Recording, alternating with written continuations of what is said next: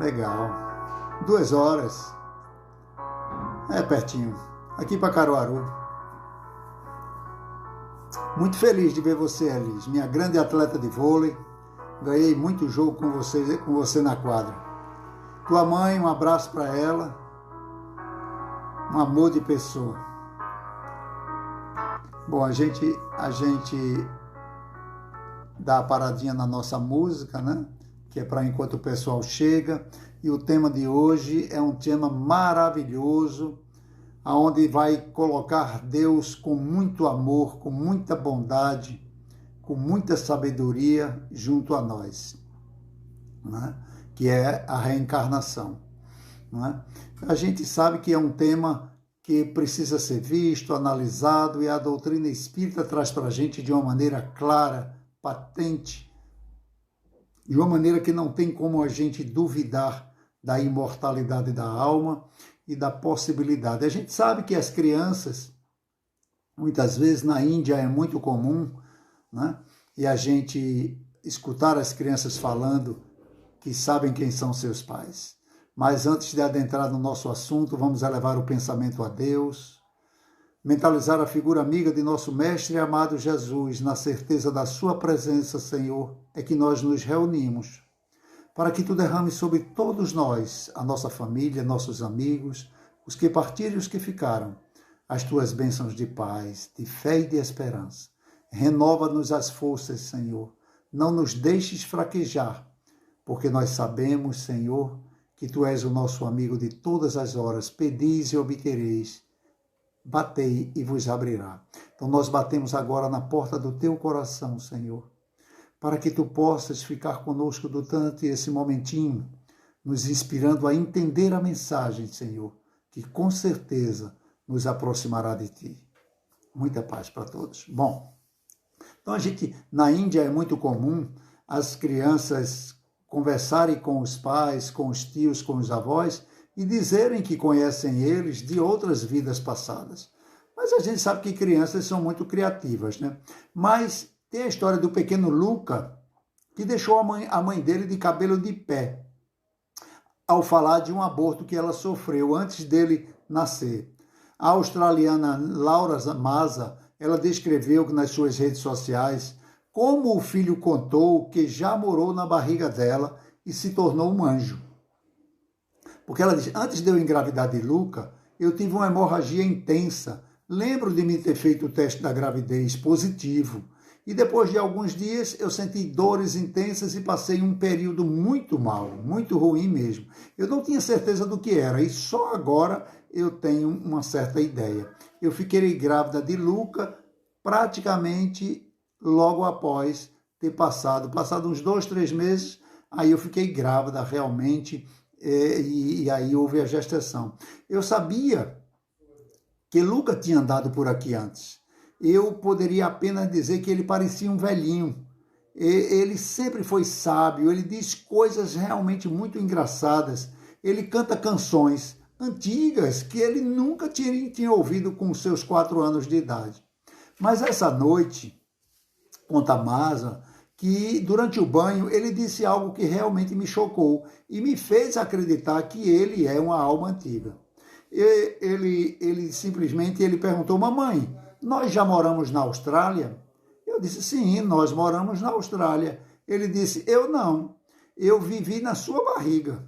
E eu disse, sim, você morou, mas agora você mora na Austrália. Sim, mamãe, mas eu vivi na sua barriga, eu estava lá, mas depois eu morri.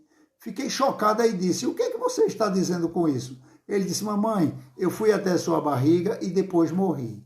Eu fui procurar por você, mas não consegui encontrar. Eu fui à sua casa, fui em todos os lugares, mas você não podia me ouvir. Então eu fiquei muito triste. Mas depois eu me tornei um anjo e senti uma falta imensa, então eu queria voltar para junto de você. E aí eu virei um bebê de novo. Entrei na sua barriga novamente e aí eu nasci, estou aqui agora. Eu não estava no paraíso como você pensava. Eu estava na Austrália. Eu era o seu bebê de novo e agora eu estou feliz por ser seu bebê novamente, porque agora eu vou crescer ao seu lado. Já me disseram os amigos que me trouxeram para dentro da sua barriga. Porque a reencarnação é um dos princípios básicos da doutrina espírita, adotada pelo senhor Allan Kardec como uma verdade absoluta. Mas essa ideia, ela não nasceu com o espiritismo. Não foi a doutrina espírita que inventou a reencarnação. A palavra reencarnação, ela surgiu no século XIX, pouco antes da chegada da doutrina espírita. Mas a reencarnação, ela adota mais ou menos de uns 4.500 anos antes da chegada de Jesus. Claro que com outro nome, né? Porque os povos do Oriente era conhecida como a transmigração da alma, os ciclos das vidas sucessivas. Porque o termo reencarnação, de volta ao corpo de carne, foi criado na França e se espalhou por todo o Oriente, fortalecido pelas raízes do povo hindu, que seguem o livro mais antigo e volumoso do mundo, né? O Mahabharata. Ele tem quase 5.000 anos e ele possui 20.000 folhas, 20.000 páginas, onde a reencarnação trata da reencarnação com o conceito de transmigração da alma. É amplamente discutido. É uma espécie de Velho Testamento dos hindus. A ideia da reencarnação, ela precisa, claro, ser mais estudada pela sua importância. Por quê? Porque 2/3 da humanidade é reencarnacionista. Ora, se 2/3 da humanidade é reencarnacionista, eu preciso pensar um pouquinho mais sobre isso. Os budistas são reencarnacionistas, porque Buda era hindu. Os judeus místicos também eram reencarnacionistas. Os drusos, que é lá onde nós encontramos Gilban, Khalil Gibran, onde tem aquela mensagem muito conhecida de todos nós: vossos filhos não são vossos filhos, são os filhos e as filhas da ânsia da vida por si mesma. Vêm através de vós, mas não de vós. Embora vivam conosco, não nos pertencem. E o senhor Allan Kardec, quando se apropriou dessa importante tarefa de trazer para nós, ele inseriu no capítulo 4 do Evangelho segundo o Espiritismo uma passagem de um diálogo de Jesus com Nicodemos, onde ele diz: ninguém poderá ver o reino de Deus se não nascer de novo, que foi relatado pelo evangelista Marcos no capítulo 8, versículo 27 a 30, onde Jesus pergunta aos seus discípulos, né? Jesus, querendo tirar dúvidas, procurar trazer informações, ele diz: vejam como os judeus tinham um entendimento sobre a reencarnação, mas eles não sabiam como isso se dava. Jesus, certa vez, estava junto com os discípulos e pergunta a ele: que diziam os homens com relação ao Filho do Homem? Quem dizem que eu sou? Aí eles disseram: bom, uns dizem que tu és João Batista. Ora, João Batista era primo de Jesus. Outros dizem que tu és Elias. Elias tinha morrido há 400 anos. E outros dizem que tu és Jeremias, e alguns dos profetas. Ora, né? Elias tinha morrido antes, muito antes, né? E Jesus era primo de João Batista, então não poderiam ser antes, né? Então, é por isso, como poderia Jesus ser algum deles, né? Então, a reencarnação, ela fazia parte dos dogmas do povo judeu, com o nome de ressurreição.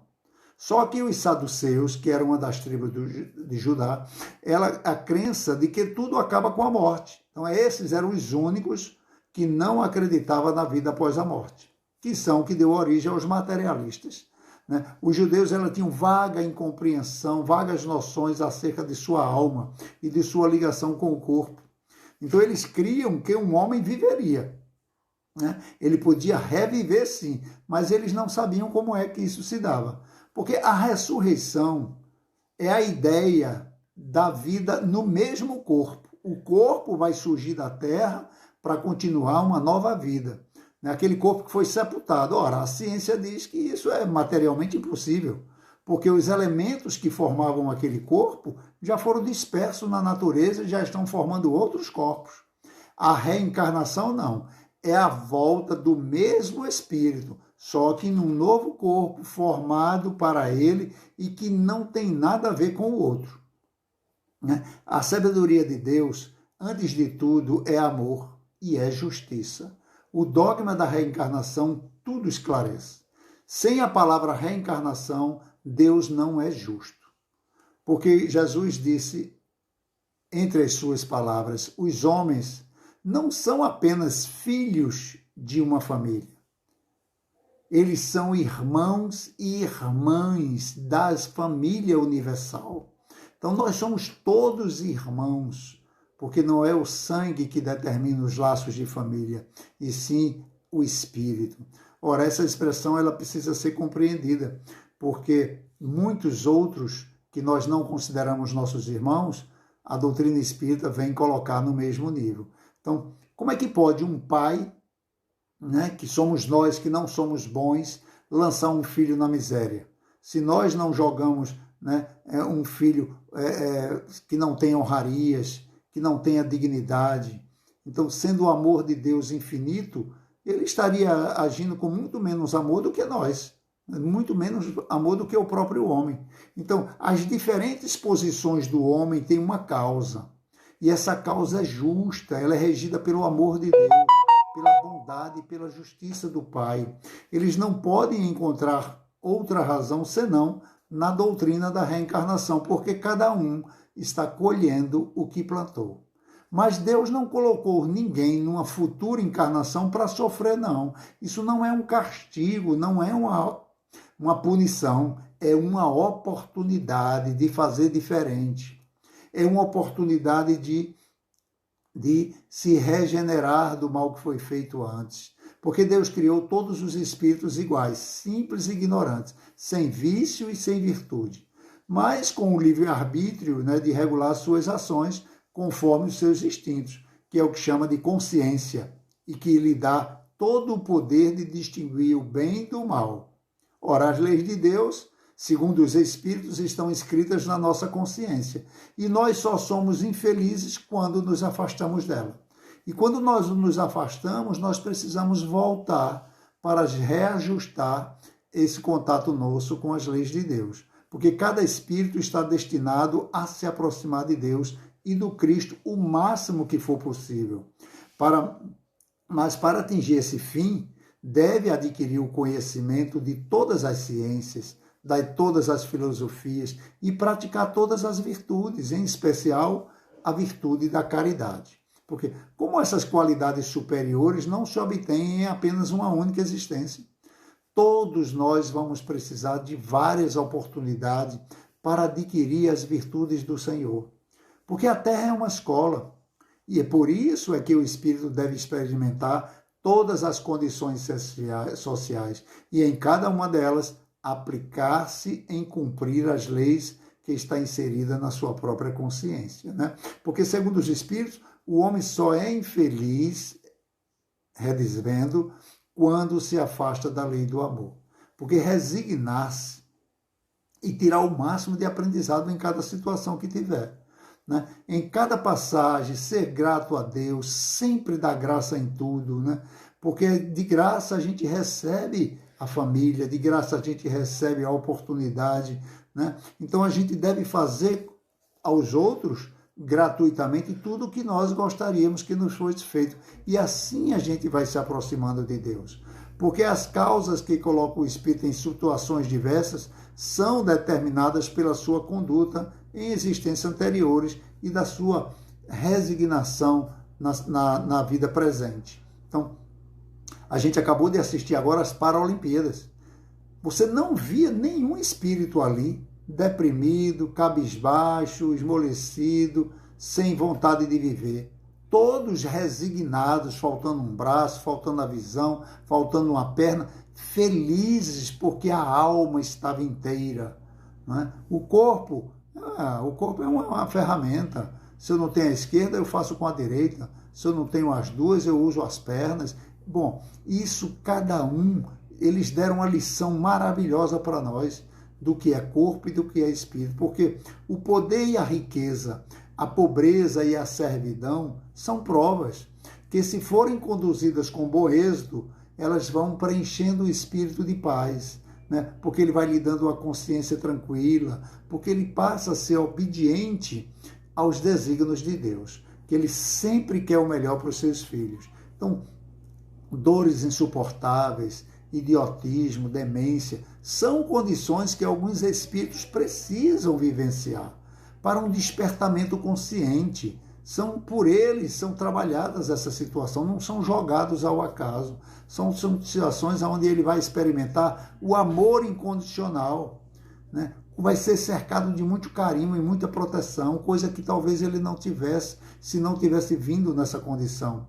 E com a sua resignação, ele vai espalhar seu sorriso, sua doçura, sua alegria, sua bondade, né, a todos que cercam ele. E ao término da existência, esse espírito entender que não passou, né, com firmeza pelas provas da vida, se ele sentir que fraquejou, ele mesmo vai solicitar a Deus, como todo bom pai, que não vai negar a ele a oportunidade de fazer melhor. Porque a gente pode falar de justiça quando o homem empregou mal sua vida para reparar suas faltas numa existência seguinte e chegar ao destino. Ora, a injustiça não estaria na condenação imediata, porque algumas pessoas dizem, a reencarnação tem que voltar várias vezes na Terra. Agora imagine você ir para o inferno, para um lugar que você não ia sair mais. Né? Foi condenado, quando alguns dizem, né, que a pessoa cometeu um crime e esse está punido e de lá não sai mais. Então, que justiça seria essa?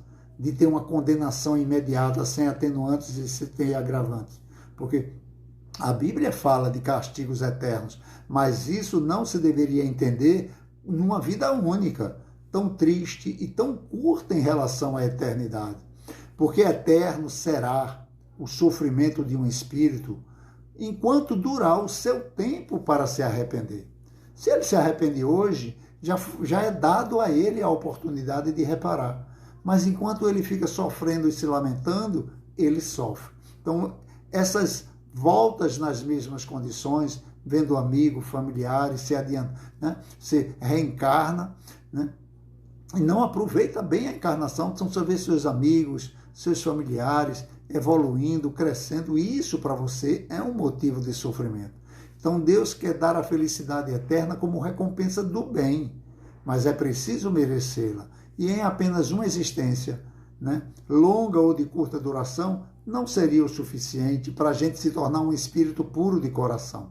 Então, é muito importante a obra que o Sr. Allan Kardec lançou, né, que faz parte do Pentateuco kardeciano, O Céu e o Inferno. É uma leitura maravilhosa, que tem muitas comunicações fantásticas, de espíritos felizes. E hoje eu trouxe para a gente a mensagem de um espírito feliz chamado Max, né? Está na Revista Espírita de 1850 também. Max, em 1850, ele vivia na Baviera. Ele morreu velho, quase centenário, conhecido por Pai Max. Aos 50 anos, ele foi invalidado e passou a mendigar. As crianças o chamavam de Conde Max. Por que esse apelido?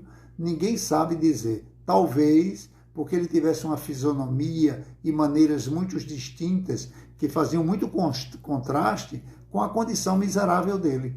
Ele tinha feições de fidalgo, mas uma vida de mendigo. Muitos anos depois da morte de Max, ele apareceu em sonho para a filha do proprietário de um castelo, porque em cuja estrebaria ele permitia que Max dormisse lá na estrebaria, porque ele não tinha família, não tinha moradia, não tinha nada. E nessa aparição ele disse: agradeço por terdes orado e lembrado pelo pobre Max nas vossas preces, porque o Senhor as ouviu, ele o viu, né? És uma alma caritativa, né? Que vos interessasse pelo pobre mendigo, já que estáis aqui, quereis saber quem eu sou de verdade? Eu vou vos satisfazer, ministrando ao mesmo tempo a todos um grande ensinamento. Então Max traz para a humanidade uma lição. Há cerca de 1 século e meio, eu era um dos ricos e poderosos senhores dessa região da Baviera, porém muito orgulhoso da minha nobreza, uma fortuna imensa. Além de só me servir de prazeres, eu mal chegava para o jogo, para o deboche, né? Para as orgias, que era a minha única preocupação. O tempo de Max só servia para isso. Max era um fidalgo que tinha sua vida toda entregue aos prazeres que atendiam ao seu egoísmo. E ele julgava os vassalos, os servos dele, como animais de trabalho destinados a servi-lo, eram humilhados para proverem as suas leviandades. Ele era surdo aos gemidos, ele sofreu, ele julgava que eles ainda deveriam me honrar por eu satisfazer os seus caprichos de dar a ele o que comer.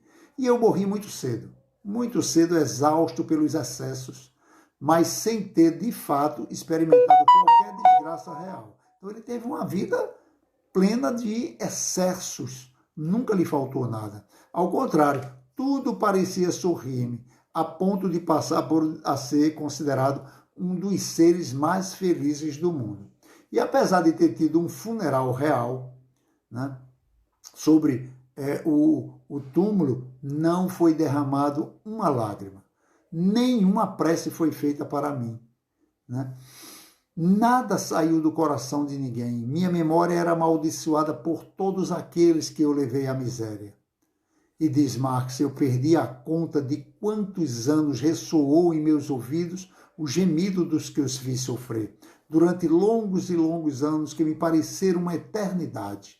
E cada um que morria, corria ao meu encalço, me ameaçando e zombando de minha condição, agora num olhar sem nenhum amigo.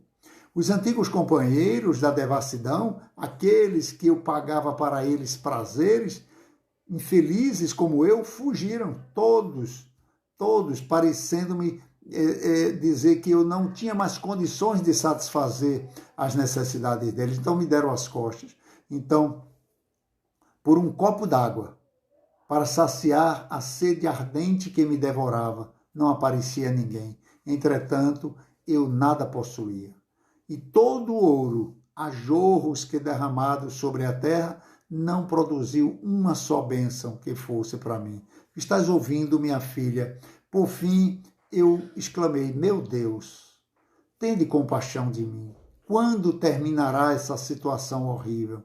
Então uma voz, escuta, criança, uma voz, pela primeira vez eu ouvi após ter deixado a terra e disse, o teu sofrimento vai terminar quando tu quiseres. E que será preciso eu fazer, grande Deus? É preciso o teu arrependimento. É preciso que te humilhes perante os mesmos que te humilhaste. Pedi-lhes que intercedam por ti, porque a prece do ofendido que perdoa é sempre muito agradável ao Senhor. E eu me humilhei. E eu pedi perdão aos que me perseguiam, e pouco a pouco eles foram sumindo nas minhas vistas. Isso para mim foi como uma nova vida.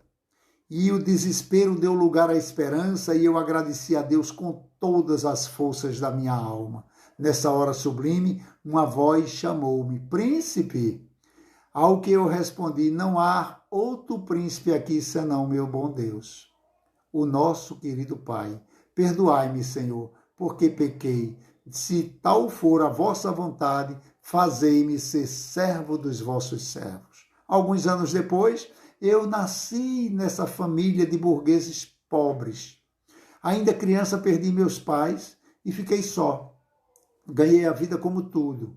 Uma hora como operário, outra hora como trabalhador do campo, mas sempre honestamente, porque eu agora já criava em Deus. Eu já tinha fé em Deus. Mas aos 40 anos eu fiquei totalmente paralítico, sendo-me preciso daí por diante mendigar por mais 50 anos. Por essas mesmas terras que foram o absoluto, onde eu fora absoluto Senhor, e que agora ficava feliz com uma migalha de pão, e com o abrigo que me fora dado numa estrebaria. Então, a gente vai vendo que a situação de Marx, ela alerta nossos olhos. Porque a moeda, ela tem dois lados. É o reverso da medalha, que se apresenta a todos no dia do julgamento. Julgados pela própria consciência.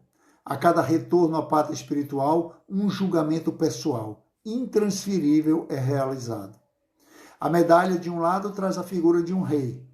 Do outro, traz o seu valor real. Quem nós somos em realidade. O que nós sentimos, quais são os nossos pensamentos mais íntimos, o que nós pensamos daquelas pessoas que nós não gostamos, tudo isso somos nós. Assim acontece também conosco. Cada um de nós é uma medalha, com seu valor pelas conquistas materiais, mas nós nos valemos de acordo com os valores espirituais, onde as nossas ações determinarão para que lado da balança vai pender mais o nosso julgamento, para o lado da aflição ou para o lado da paz. Eu vou me perdoar ou eu vou me condenar? E Jesus é muito amoroso quando ele diz, ele nos dá a ferramenta para que a gente aprenda a se julgar. Na mesma medida que tu julgares, tu serás julgado. Daí a necessidade do perdão. Porque se eu vejo nas pessoas, nos políticos, nos jogadores, nos homens de rua, pessoas pecadoras, criminosas, eu estou julgando. E quando eu estiver de encontro comigo mesmo, são essas ferramentas que eu vou usar para me jogar. Porque cada um tire suas próprias conclusões. Onde o Espírito encontra a maior parcela de misericórdia de Deus? Indo eternamente para o inferno ou voltando à sala de aula para novos aprendizados? Cada um faça a sua reflexão, para que a gente possa entender que nós só temos uma vida, mas várias existências, ora na carne, ora fora da carne. Sem esse conhecimento sobre a reencarnação, nós vamos entender por que é que Nicodemos não entendeu de imediato as considerações de Jesus, narrada por João no capítulo 3, versículo de 1 a 6. Ora, Nicodemos era um príncipe dos judeus, um doutor da lei. Quando ele procurou Jesus, ele disse, Rabi. Rabi é mestre. Ele falou com Jesus com respeito. Sabemos que vens da parte de Deus, porque ninguém pode fazer os sinais que tu fazes se Deus não estiver convosco. E Jesus disse, na verdade te digo, que aquele que não nascer de novo não pode ver o reino de Deus. E Nicodemos diz, como é que pode eu, um homem velho, nascer de novo, voltar porventura para o ventre da minha mãe? Então Jesus respondeu, na verdade te digo, que aquele que não nascer da água e do Espírito não pode entrar no reino de Deus. Porque o que é nascido da carne é carne, e o que é nascido de Espírito é Espírito. Nicodemos era um homem bom. Por esse motivo desejava se encontrar com Jesus para conversar, porque ele tivera notícia das pregações do Nazareno e das curas que Jesus fazia. Então, presos aos interesses do mundo, ainda encoberto pelo manto das sombras, Nicodemos apoia-se na esperança e vai até Jesus. O mestre, com sua luz e sabedoria, abre a sua mente. Porque Nicodemos procura Jesus à noite. No sentido espiritual, a palavra noite indica trevas, escuridão. Nicodemos simboliza alguém que já identificou os pontos escuros, existentes em si mesmo, representada pela ignorância que ainda possui. E Jesus repete a expressão, na verdade, 2 vezes, porque trata-se de uma forma de mostrar firmeza ou convicção, demonstrando a sua autoridade moral, de guia e modelo da humanidade. É como se o mestre dissesse, se vós permanecerdes na minha palavra, verdadeiramente sereis meus discípulos, e conhecereis a verdade, e a verdade vos libertará. Bom, exatamente é o que falta em muitos de nós, ter Jesus como modelo e guia. Se nós somos cristãos, o que é que está faltando para que a gente comece a conhecer um pouco mais Jesus e a colocar em prática os seus ensinamentos? Por que temos dificuldade de perdoar? Por que temos dificuldade de amar o próximo? Ora, se Jesus é o nosso modelo e guia, então eu tenho que decidir se eu sou cristão ou não. Então isso é uma decisão pessoal. Porque Nicodemos, embora não fosse um homem mau, ele estava tão impregnado pelos ensinamentos da religião farisaica, que só representava os cultos e as práticas exteriores, que ele vacilava a respeito da outra vida. Ele duvidava que o homem, depois de morto o corpo, pudesse continuar a viver e que houvesse, de fato, uma vida real além do túmulo. Porque sem a reencarnação não é possível atingir o aperfeiçoamento, segundo nos esclarece na questão 132 do Livro dos Espíritos. Deus impõe a encarnação ao homem com o fim de fazê-lo chegar à perfeição. É aquela criança que a gente coloca na alfabetização, vai para o maternal, Fundamental 1, Fundamental 2, ensino médio, universidade, o pai vai levando, porque sabe que ali é o caminho para ele se tornar um bom profissional. Então a reencarnação ela vai nos aproximando de Deus, porque o espírito mergulha em situações que vai poder fazer ele vencer as suas dificuldades e as suas limitações. Então, sem a reencarnação, o homem não tem como ver o reino de Deus. O que significa dizer, não alcançaremos a plenitude espiritual se nós nos mantivermos presos aos dogmas, aos cultos, aos falsos ensinamentos, às sensações da matéria. Com a reencarnação, abrem-se novas oportunidades de aprendizado e de renovações espirituais. Elas nos levam a entender que o reino de Deus não está aqui, nem ali, nem acolá. Dito por Lucas no capítulo 17. O reino de Deus está dentro de nós. E nós nos demoramos muito para encontrar. Então é preciso, às vezes, ter uma encarnação com muito silêncio. Daí a importância da mestra dor, que muitas vezes nos leva para o leito, sem condições de sair para poder ficar meditando quem eu sou, de onde eu vim, para onde eu vou. Quando Nicodemos diz, como pode um homem nascer sendo velho? E Jesus lhe esclarece, a pergunta de Nicodemos retrata o que acontece na atualidade, quando o Espiritismo nos revela quem somos, de onde viemos e para onde vamos. E todos nós queremos saber como é que se dá, como é que é esse mecanismo e como pode. Ora, nós vamos saber juntos na medida que nós vamos estudando. O evangelista João, no capítulo 3, versículos 5 e 6, é ele que narra as palavras de Jesus. Na verdade te digo, que aquele que não nascer da água e do Espírito não pode entrar no reino de Deus. Porque o que nascido é carne. O que é nascido do Espírito é Espírito.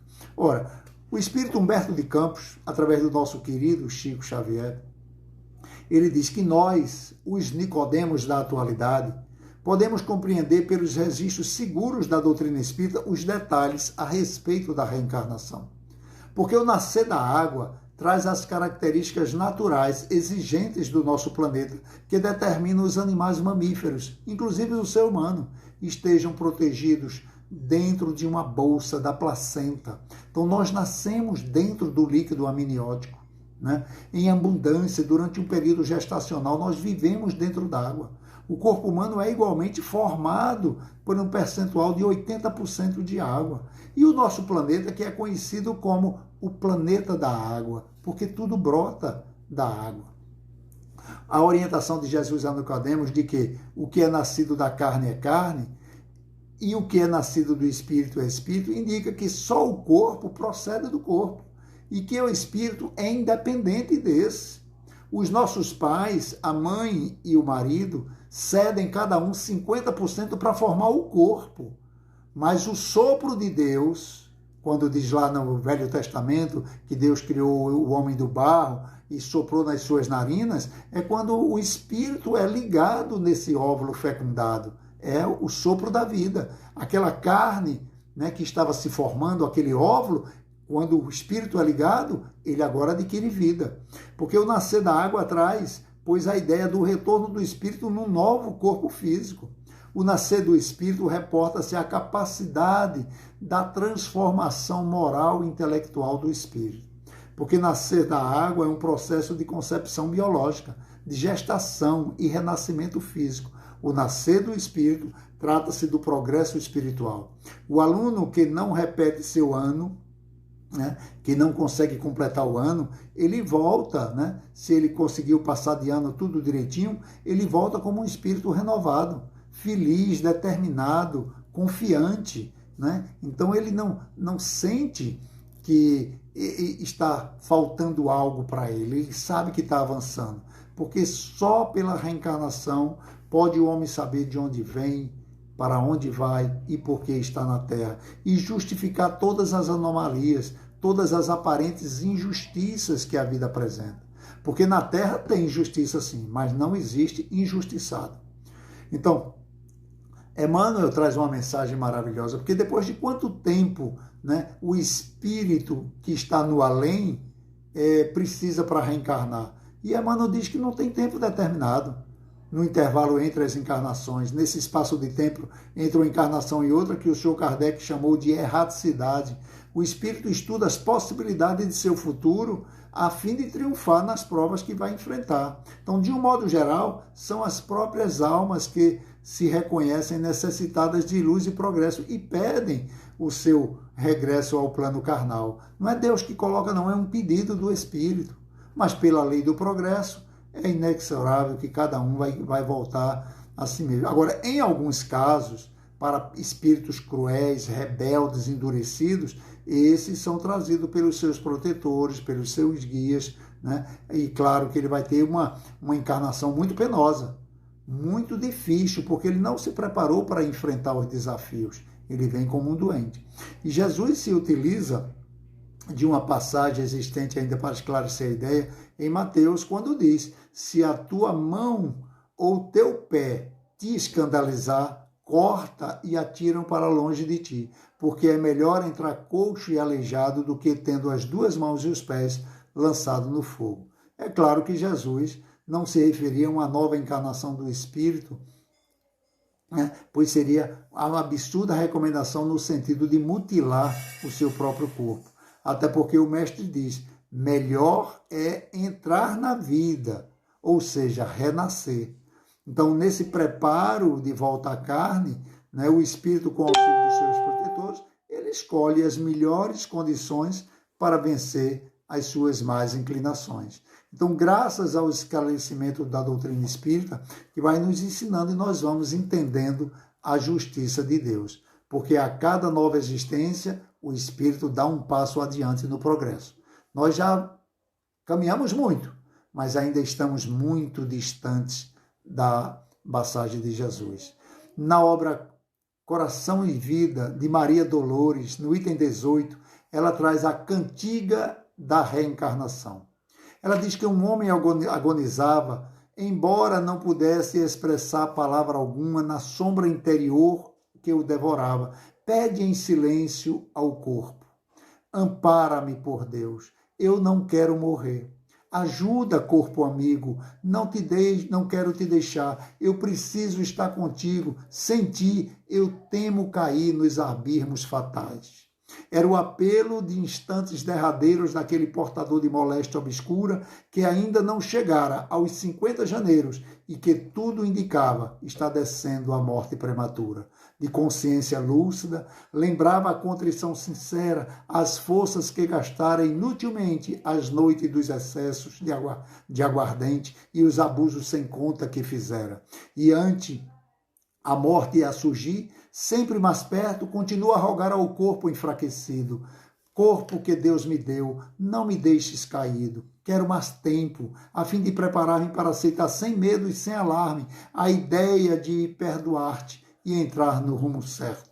Entretanto, de espírito cansado a desfazer-se em pranto, na agonia da despedida, ouviu a voz do corpo fatigado, que por fim lhe dizia: escuta, meu amigo, eu sou teu servo e sei que és meu Senhor. Sempre te obedeci com desvelo e com muito amor. Deus me criou para a missão de atender-te em completa servidão.